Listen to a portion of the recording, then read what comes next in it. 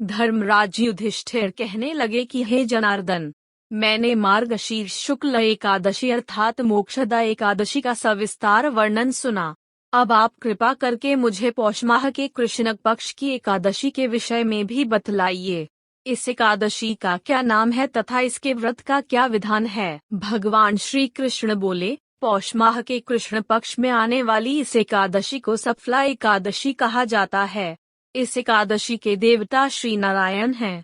विधि पूर्वक इस व्रत को करना चाहिए।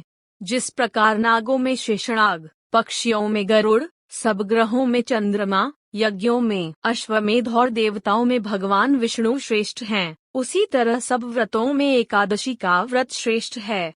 जो मनुष्य सदैव एकादशी का व्रत करते हैं वे मुझे परम प्रिय हैं। इसका महात्म्य मैं तुमसे कहता हूँ, ध्यान पूर्वक सुनो। भक्तवत्सल भगवान श्री कृष्ण कहने लगे कि धर्मराज, मैं तुम्हारे स्नेह के कारण तुमसे कहता हूँ कि एकादशी व्रत के अतिरिक्त मैं अधिक से अधिक दक्षिणा पाने वाले यज्ञ से भी प्रसन्न नहीं होता हूँ।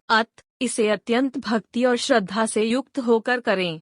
हे राजन, द्वादशी युक्त पौष कृष्ण एकादशी का महात्म्य तुम एकाग्रचित्त होकर सुनो। सफला एकादशी व्रत कथा। चंपावती नगरी में एक महिष्मान नाम का राजा राज्य करता था। उसके 4 पुत्र थे। उन सब में लुम्पक नाम वाला बड़ा राजपुत्र महापापी था। वह पापी सदा परस्त्री और वेश्यागमन तथा दूसरे बुरे कामों में अपने पिता का धन नष्ट किया करता था।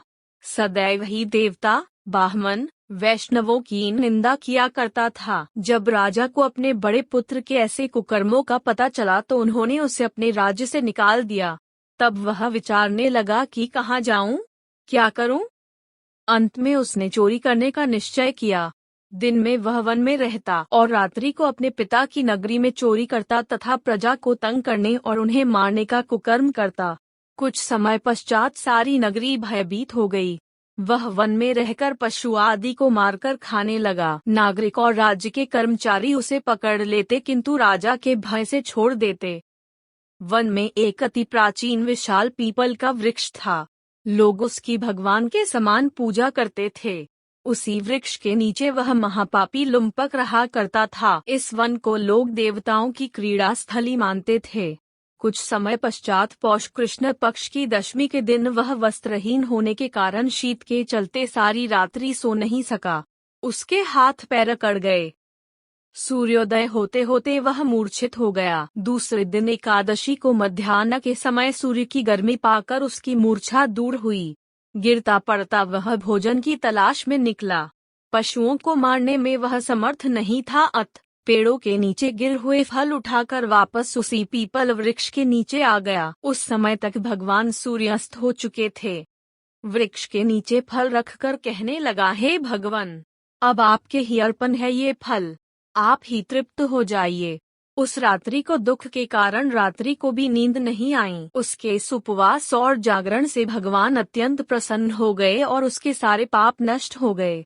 दूसरे दिन प्रातः एक अति सुंदर घोड़ा अनेक सुंदर वस्तुओं से सजा हुआ उसके सामने आकर खड़ा हो गया। उसी समय आकाशवाणी हुई कि हे राजपुत्र, श्री नारायण की कृपा से तेरे पाप नष्ट हो गए हैं।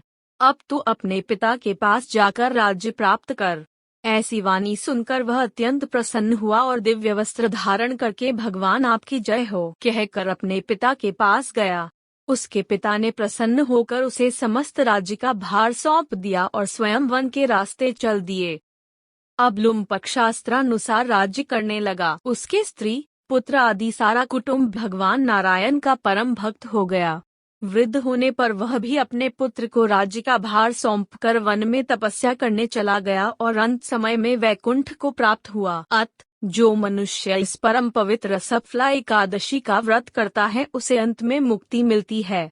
जो नहीं करते वे पूंछ और सींगों से रहित पशुओं के समान हैं। इस सफला एकादशी के महात्म्य को पढ़ने से अथवा श्रवण करने से मनुष्य को अश्वमेध यज्ञ का फल मिलता है। धन्यवाद।